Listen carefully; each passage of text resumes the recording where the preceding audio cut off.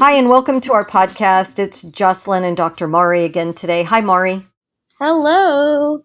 Anyway, today we're going to talk about beliefs and perception. Mari and I had a long conversation before we started this podcast regarding how perceptions and beliefs actually cloud what we're experiencing. They cloud our experience. And beliefs and perceptions are actually something that are pre programmed into us from before birth.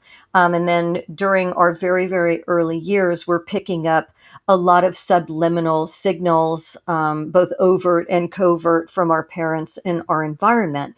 And a lot of people have a problem understanding and finding the root of their beliefs and their perceptions. And so we're going to talk a little bit about how to find that. And we're also going to talk a lot about what happens when we believe and perceive things that really aren't there. So when people are in relationships, whether it be a relationship with a coworker or a boss or romantically, even with family members, we have a lot of reactions that we have that are pre-programmed. And then we go out into the world and we have these experiences and someone looks at us weird. We think, oh my God, that person hates me. Or we think, oh my God, my boss is going to fire me. Why did my boss look at me like that? Did somebody talk behind my back? Oh, I bet you it was so and so. And pretty soon we've built this incredibly ugly building, per se. And we say to ourselves, that's real. And it's sort of like a monstrosity in our mind, and it disrupts our energy, it disrupts our thoughts, it disrupts our feelings, and we begin to carry that. And when we carry that, we begin to project that out into the field, and everybody else picks it up. And part of the problem is, and I know that I have experienced this myself, I don't even know that I'm doing it until I'm feeling sick, Mhm. until I'm feeling like, oh my God, I need to calm down. I need to breathe. Maybe I need to have a glass of wine. Maybe I need to go for a bike ride. Maybe I need to talk to all my friends 40,000 times about this. And I realize that I'm out of control. And for me, I've done a lot of inner work, and I have a lot of inner work to keep doing. I think that we all do. I don't think that we ever stop growing and learning about ourselves. But I think also that many people ask, how do you find the core or the root of a belief? And I know that it's layered, it's like an onion. And so I'm going to propose that to you. For example, you know this because you have many people that are reacting to something outside of them, not because it's actually happening and not because they're thinking about how can I solve this, but they're thinking, how can I protect myself? How can I Right. fight back? How can Right. I, right? So, how would you begin with helping somebody uncover their beliefs and perceptions about the outer world? Sometimes I feel like I'm a broken record because I say the same things, just different ways. It's kind of vantage point where how you see it. But really, it's taking the time to examine the belief. Like, where do my beliefs come from? How did I even get here? Right. So, one thing that happens a lot, especially I live in the Bible Belt. In the Bible Belt, I have young people that have a crisis of faith, right? They're like, I don't know if I believe what I believe because I don't know why I believe it, right? And then parents are calling me freaking out that I've done something to their kid. I'm like, I didn't do anything to their kid. It's just that we get to this place where we start saying, where did this come from? Okay, I believe the Bible, but why? It's because I read it for myself, because I've studied it for myself, or because I grew up in the church. And when I grew up in the church, generally that's when people have to start examining, do I truly believe this, or it's just a habit. It's a habit of mine, right? So I start by saying we have to examine, where do our habits, because people can't really think about the word belief. Like, I don't know what I believe in. I don't know what that is. What are your habits and how did you get them? So if my habit is to turn all the lights on when I get in the house, where did that habit come from? Is that what my mom did? Or is it because I like a well lit room? Well, if it's because I like a well lit room, that's my belief. If it's because my mom always did it, it's my mom belief beliefs that I have inherited. Okay, yes, I understand that. But it's also, what about the fears that people have? And they begin, and first, in order to be able to examine a belief, we have to see what we're doing that's causing the problem. Sure. And many, right? So what I find is I hear it. People don't even know that they're saying it. Right. And they'll say, oh, story of my life. When is Right. this ever going to end? What's next? And I was telling you a story earlier, during the recession, the real estate, and I was in commercial real estate. And when I tell you it was a recession, I mean, it was a recession. I remember I said to my brother, who was one of my mentors in real estate, God, what's next? And he said, stop saying that. And I was shocked because he never talked to me like that before. And I said, what do you mean? He goes, you keep saying, what's next? He said, keep asking that, and you're going to keep getting more of it. And I didn't even realize it. And that moment on, I mean, it really got under my skin because of the way he told me. It rattled me. And it put me in a position to really examine what I was thinking. And I stopped saying that. And about 4 or 5 days later, I noticed that everything had changed. I had more hope. I had more power because I was behind what I wanted instead of, negating and being my own victim. And so for people that come to you and say to you, oh, God, Mari, story of my life, right? I always pick the wrong man. Why do women always leave me? Why do I always get fired from a job? All my coworkers hate me. Nobody likes me. I don't know why this happens to me. Victim. That's the victim. I'm not responsible for this, or I am responsible for this, but please show me why. How do we help them understand before they say, oh my God, this is a belief? Because a lot of people don't even know that they have these beliefs. They're like, that's not a belief. This is just normal life. And it's like, no, honey, those are beliefs. Right. Right. So yeah, so I guess when you ask me how do you examine these things, when we're in the crisis mode, right? The all these things keep happening to you. This is the story of my life. I call that the crisis mode. Doesn't mean you're in an actual crisis, but your brain is in this, I just can't figure this out. You know what? This is just my lot in life. This is how it's going to be. Most people struggle with understanding that they've created some of that.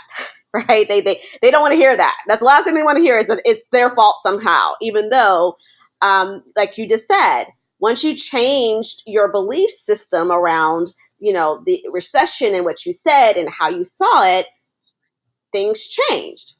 So I often try to work with people on the positive side of beliefs. The little the basic things that no one sees as a belief, they just see as something they do.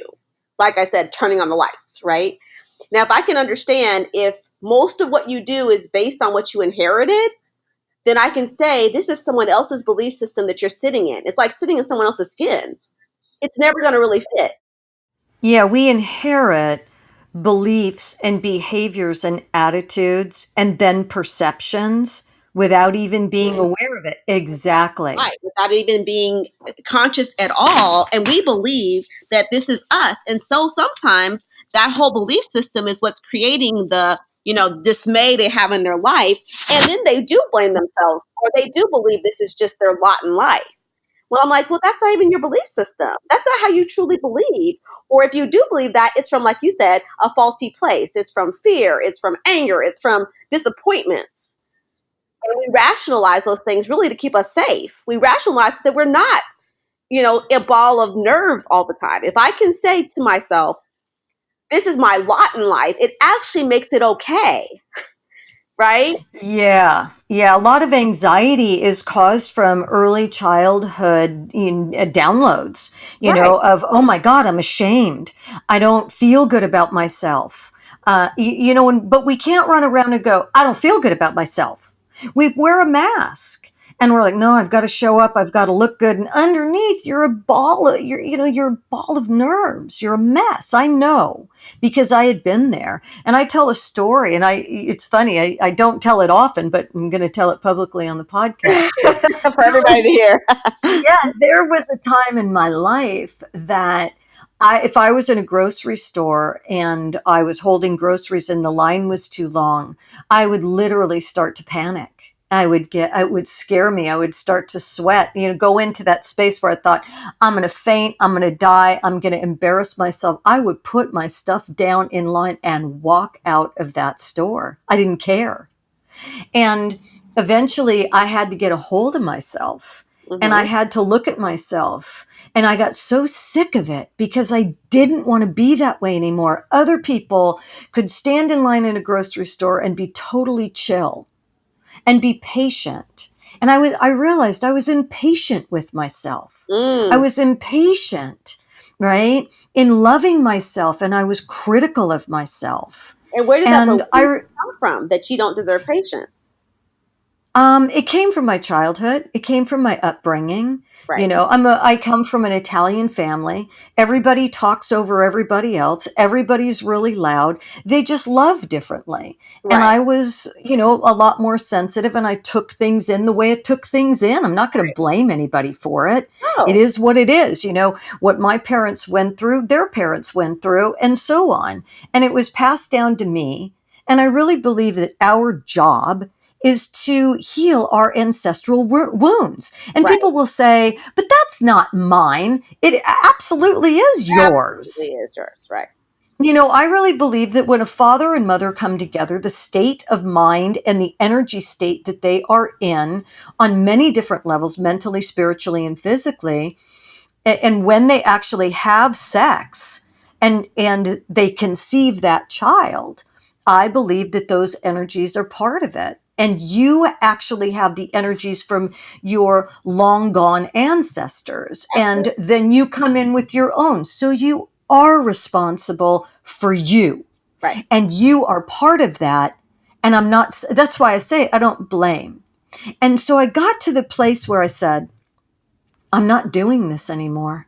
I was sick of myself. Right. And I thought, I'm going to stand in line. And if I fall over, awesome. I don't care. Because there's got to be more love in this world than me being afraid of everyone and everything around me as if they're judging me. Nobody even notices you half the time in Half the line. time they do not. But we believe, oh my God, everybody's looking at me. Oh my God, I think I'm going to throw up. No, actually, I'm dizzy. I think I'm going to pass out. I mean, and that is a horrible state to live in. And instead of us being able to face it, we start to take pills. And I'm telling you, pills are great. But eventually you have to wean yourself off of them if you can. And if you can't, that's okay. You still have to be aware if you want to live a better life.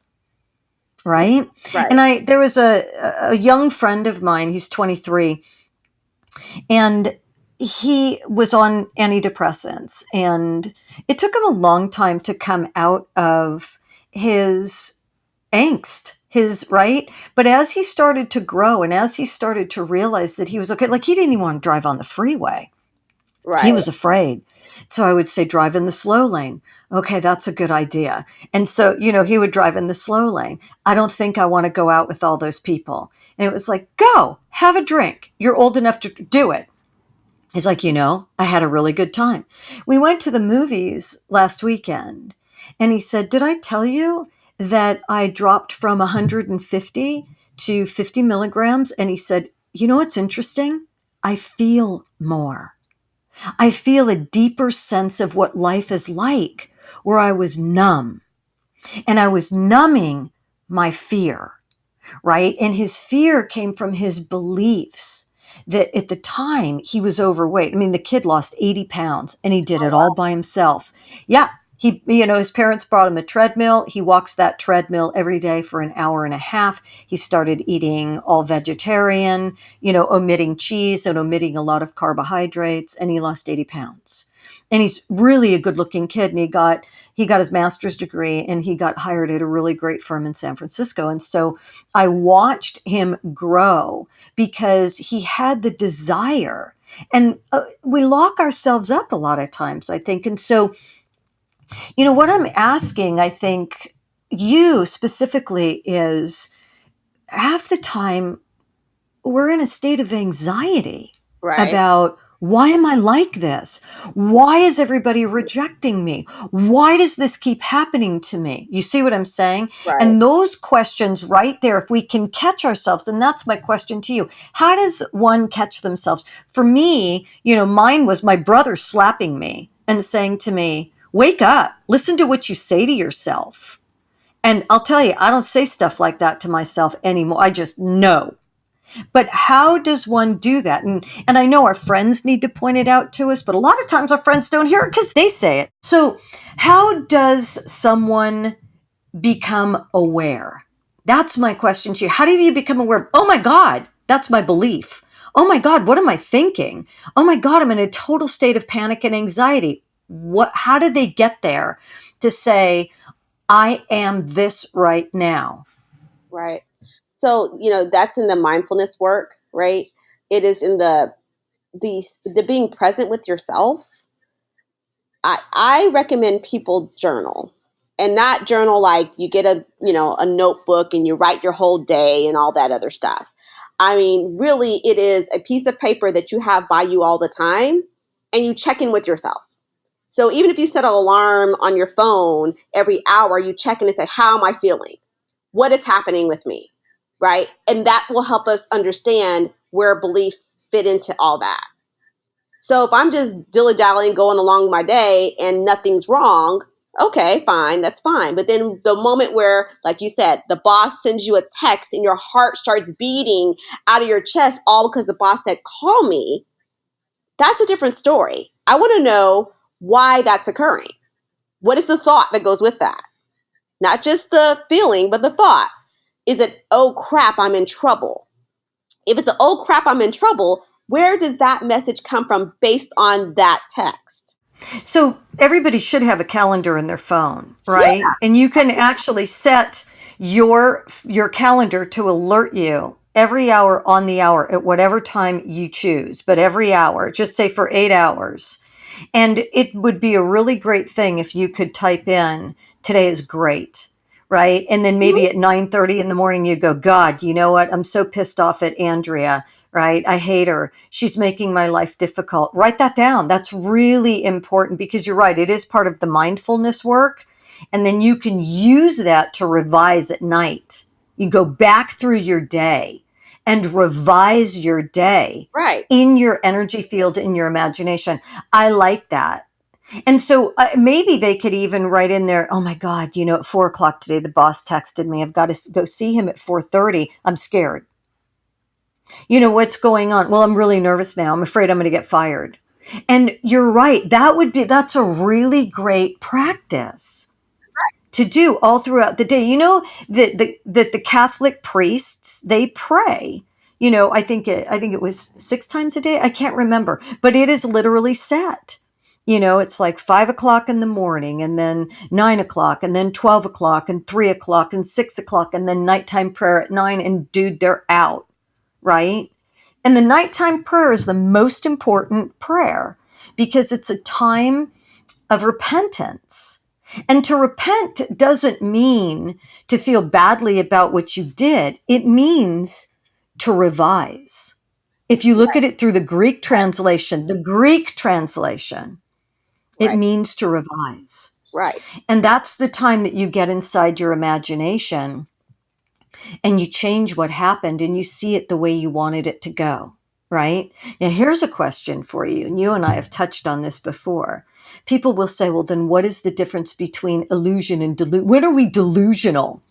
But I don't see how we could call revision delusional. Tell me what you think about that. No, I mean, delusion is losing touch with reality. That's what a delusion truly is, right?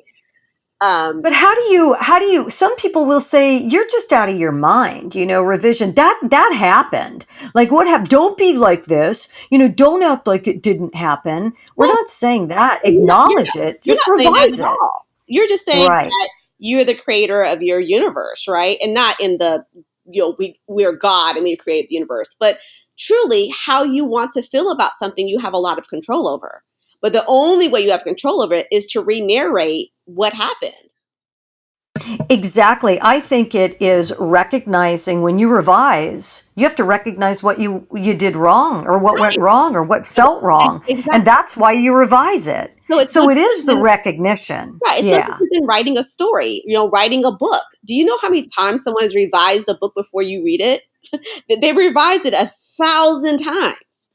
It didn't change the essence of the book. It just made the book more readable or grammatically correct or mechanically correct, Relatable. Yeah, relatable. relatable. Hmm.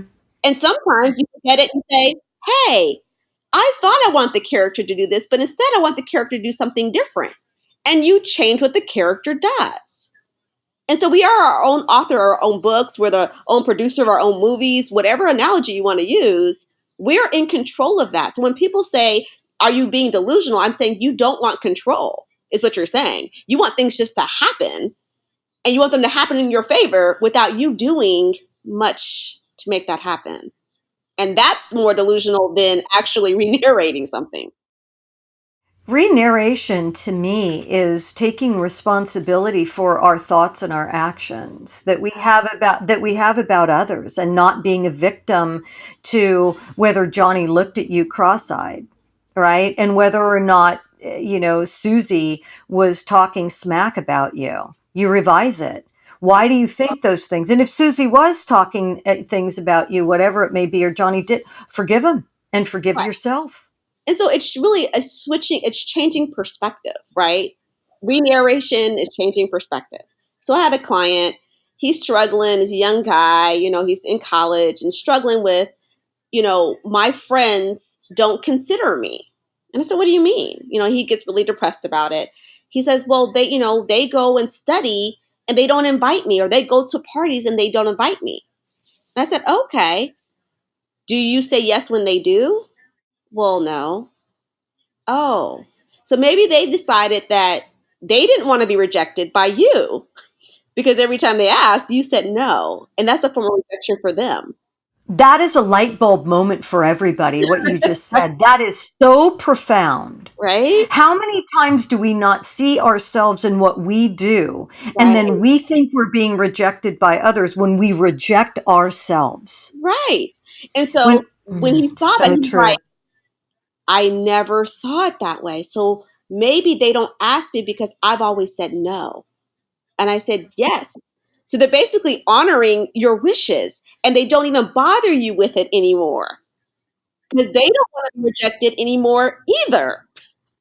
And And he he sends the message out there that says, push back. And it may be, I'm afraid, or I feel a little bit socially insecure, but either way, what they right, read is, I'm not interested in I'm not y'all. interested in y'all. I don't want to Hmm. do what you guys are doing. And so that's when he has to re-narrate, that's not delusional. It's him taking control over his own rejection.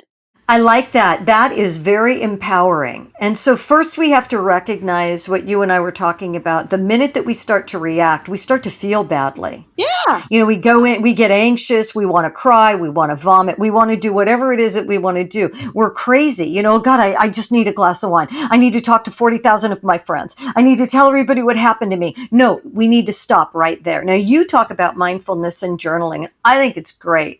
And everybody ought to get on Amazon and get the thing called a giant notebook. And I think it's like 600 ruled pages. Let me tell you, it's beautiful to be able to just write in if that's what you want to do. But meditation is just being with yourself. That's all meditation is, right, right? Because right. when you're with yourself in meditation, you contact that quote unquote, what we call higher power. We hear the voice of God, if you will. That voice of God is your inner voice. You know what I'm saying? And I can't put it into words because, pretty soon what I'm doing is I'm trying to put something in a box, and that's not what I want to do. But everybody knows that voice that speaks to us, the one that says, nobody's rejecting you. You were just really hurt. Do you remember this experience? And usually, if we can stay with that, not try and cover up, not get up from meditation, and not put the journal aside, we start to find, you know what? I really hurt. And I didn't realize I was carrying that with me. Right. And all of those beliefs that we heaped on top of that make you put your shit down in the store and walk out. Right. And then when you start to look, you start to say, okay, I get it. It all begins and ends with me. Right. Right. And so this young guy that has this issue, we identified that mom disappeared on him, right? When? Like when he was young? He was one. Not because And she, she, like, gone, like no, abandoned him? no, not because she left, but because something really tragic happened to her and she Hmm. emotionally pulled away, Oh, right? okay. So he's not Hmm. used to people emotionally caring for him. And he has a really hard time letting people do that. So basically, what he does is he rejects people before they reject him because he was rejected for so long, blah, blah, blah, blah, blah. So a lot of this was very early that he got this message that you can't really trust people to take care of you. And it wasn't because mom was bad. And so sometimes when we don't have the big tragic thing in our life happen, we feel like, well, why do I feel this way? There must be something wrong with me, right? When the reality is, some Yeah, people, yeah, I'm not enough. I hear that a lot from people whose parents like emotionally abandon them. I'm not enough. right. Yeah. And so this kid, he doesn't know this, but when we start talking about it, he's like, yeah, I've never really been close to my mom. I've never been, I know they're there and they love me, but I don't feel it, you know? And so as we started talking through his life, I understood where this came from and what's happening and what we need to do to fix it. But, can people do that without therapy? Absolutely. But they have to be extraordinarily mindful. And mindfulness is about taking what's internal and making it external so you can see it. So you can see it. Well, Say, oh, yeah, I mean, but the internal is actually reflected in the oh, external. So we have to pay absolutely. attention to the external and say, Exactly. Right. it's like when you're in a bad mood, you fighting with your boyfriend or girlfriend or whoever you're with, and you get in the car and you're pissed off, and everybody is flipping you off and honking at you, and you're like, it's like you run into every asshole on the road because of your energy. Pay attention, right? The external reflects your internal. Okay, this is good. Keep going. No, that was my keystone right there. That was a good nugget I had for tonight. But no, that's just it's really the process. I think I may have shared this on another podcast, so forgive me for those who've heard this before, but it's my classic. Our eyes are designed physically to look externally.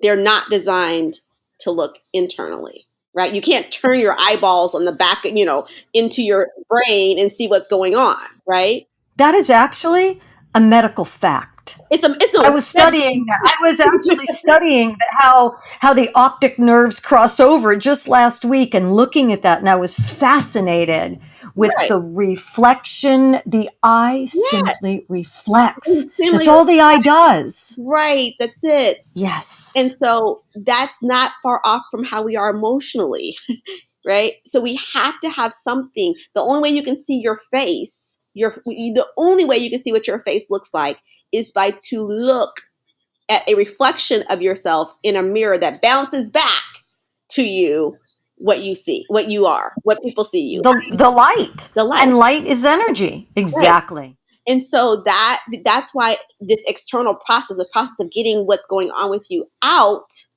is so important, so that you can see, verbally, proverbially, I should say, what's happening, so that you can then change the perspective, the narrative, or whatever it is to gain control over what's going on with you internally. I like that. That's very, very powerful. I think that the nugget that I took from this, and I like that, is to everybody's got a phone. And if you've got a flip phone, I can't help you. I don't remember how a flip phone I even don't know how to work, works. right? But I will tell you, you've got some sort of a device, and if you don't, then get a little tiny book calendar, Yeah, or program your subconscious mind. Tell yourself every hour on the hour, I'm going to remind myself to write down where I am, what I'm yeah, feeling. You only have exactly. to write down a few words, and the experiences that you have. Get in your phone and type it out. Right. Right. Yeah. And that is before you text message your Right. friend Yes. that, You just send him the Larry is an asshole. no. Right. Larry looked at me sideways and I think he hates me. Before you do any of that, before you buy your own BS, And write down in what you're feeling. and this is a thing I do with my younger people, because younger people don't write anything anymore, right? They all are texting and snapping and Yeah. Instagramming. They use emojis. So every hour they just put an emoji. They just I love that. that. So it doesn't have to be this long drawn out. You got to write a dissertation about how you feel. It could be just popping in an emoji. Mm-hmm. And you go back and see that, a lot of times people don't realize how positive their life truly is. They might have Mm-hmm. 10 emojis that are all happy and two sad ones, and they'll tell me my day sucked. I'm like, Mm-hmm. good? Because on there it seems like your day was pretty good except for 2 hours of it. And I'll tell you, a very powerful practice is when you wake up, everybody grabs their phone. Grab your phone and write in your calendar or send yourself an emoji. Today's a great day. Great, It yeah, will literally change your day. absolutely, When you state that within the first 10 minutes of waking up because you're still in that sleep state, your subconscious mind accepts it. Today is a great day. Don't today is going to be a great day. Today is a great day. right, And then because you can see it in a Google calendar. If you click on your calendar, 8 o'clock, it'll say, or 7 o'clock, whatever time you wake up, five, whatever, it'll say, today's a great day at the top. Right. So as you click 11 o'clock and you're like, Larry looked at me sideways, you're going to go, but today is a great day. And you know what? It's probably because what I'm thinking when I go home tonight, I'm going to revise. I'm going to look at all this and I'm going to revise. Right. And pretty soon you get into a habit, right, of thinking in every hour on the hour, today's a great day. Oh, Larry looked at me weird. I wonder if Larry had a fight with his girlfriend right, today. or anything. Or Anything maybe maybe there's problems with their child, or I maybe, do, maybe he's sick, maybe he has the flu, maybe his mother yelled at him. Who cares what it is? But you know what? It's not necessarily about me, it's about how I perceive it. And then we get into a place of smiling at Larry. Hey, Larry, are you okay? I just kind of picked something up. I just wanted to tell you, hey, or whatever, right? Send a positive thought to Larry. And the next thing you know, Larry's like, oh, yeah, whatever. No, dude, everything's good. I'm just super busy. Sorry. You go back to your desk, the next time Larry looks at you like that, you go, Larry's super busy, not Larry hates me and he's going to tell the boss that I'm an awful coworker and I'm going to get fired. right. You realize it's not about And you. exactly. And that's how you begin to change your programming and really become mindful and aware of self. I like it. I like it. So, is there anything you want to say to wrap this podcast up? People always ask me because, sometimes my happiness is annoying to people. I don't have a problem with it, but that's fine. And Mm-hmm. so someone asked me, do you ever have a bad day? And I had to Mm-hmm. think about it. And I said, no, I don't. I don't ever have a bad day. I have bad moments in the day, but I choose to Mm-hmm. have a good day every day. And so I process the moments and I let them be what they are. And magically, Mm-hmm. they go away. I come up with solution. I come up with I can't handle it. I can't deal with it, or it's not something can be solved right now. And I move on to the next happy moment. So I like that. I just don't Mm-hmm. ever have a bad day. I just have bad moments in the day. That's it. And so if people can take nothing else from that, is that, like you said, if the beginning of the day, I already know my day is going to be good and it's going to end well. And things happen in between. I let those things happen, and they have no power because I let them happen. I think our next podcast should be about how to turn the idea about your day around, because that's a very powerful thing to be able to do. Really, to recognize where you are and what you're thinking about your day, and to stop in that moment and go, you know what? No, today is a really good day. I'm healthy, I'm alive, I can speak, I've got two good hands. I can work, I can think, and I can love, and I can speak a positive word. I can think a positive thought. So how can I make this a better day? I think that's a great podcast for our next one. It follows right with this. Awesome. Yeah, thank you so much for joining me today, as always. And everybody, thank you so much for listening. I hope you got something out of it. If you'd like to talk to Dr. Mari or me, you can go to my website, JocelynLive.com. All participants of the Jocelyn Live podcast have been thoroughly vetted and agree to discuss personal information on this podcast. Each participant is offered a referral to therapy if needed. No information given should be considered medical or mental treatment or advice. Thank you all for joining us. If you're interested in joining our podcast or you would like to participate in a podcast, please email info@JocelynLive.com.